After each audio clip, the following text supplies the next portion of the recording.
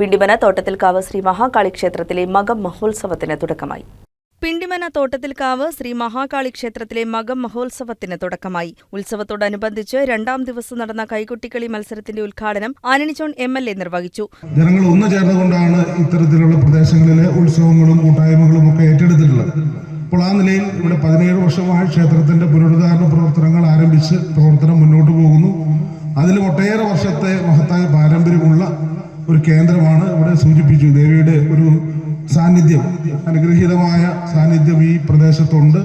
അതുകൊണ്ട് തന്നെയാണ് ഇത്തരം പ്രവർത്തനങ്ങൾ ഒരു മുടക്കവും കൂടാതെ നിങ്ങൾക്കെല്ലാം മുന്നോട്ട് കൊണ്ടുപോകാൻ സാധിക്കുന്നത്. കാലത്ത് നമ്മുടെ പൂർവികർ തോട്ടത്തിൽക്കാവിലമ്മ എന്ന പേരിൽ ആരാധിച്ചു വരുന്നത്. അപ്പൊ ഇന്ന് ഈ നാട് കൈവരിച്ചിട്ടുള്ള എല്ലാ ഐശ്വര്യങ്ങൾക്കും ഈ അമ്മയുടെ അനുഗ്രഹമുണ്ട്.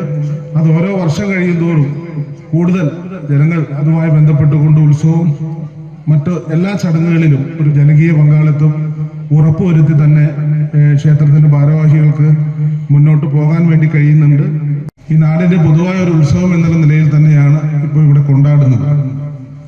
ഇന്നലെ മുതൽ ആരംഭിച്ചു ഇനി 12-ാം തീയതി വരെ നീണ്ടു നിൽക്കുന്ന വിവിധങ്ങളായിട്ടുള്ള പരിപാടികളാണ് ഉത്സവത്തോടനുബന്ധിച്ച് ഇവിടെ സംഘടിപ്പിച്ചിട്ടുള്ളത്. CM ദിനൂപ് അധ്യക്ഷത വഹിച്ച ചടങ്ങിൽ ഗ്രാമപഞ്ചായത്ത് പ്രസിഡന്റ് ജസി Saju, ward member Arun KK, ക്ഷേത്രം സെക്രട്ടറി ലസിത മനോജ് കുമാർ തുടങ്ങിയവർ സംസാരിച്ചു. News desk KCV news.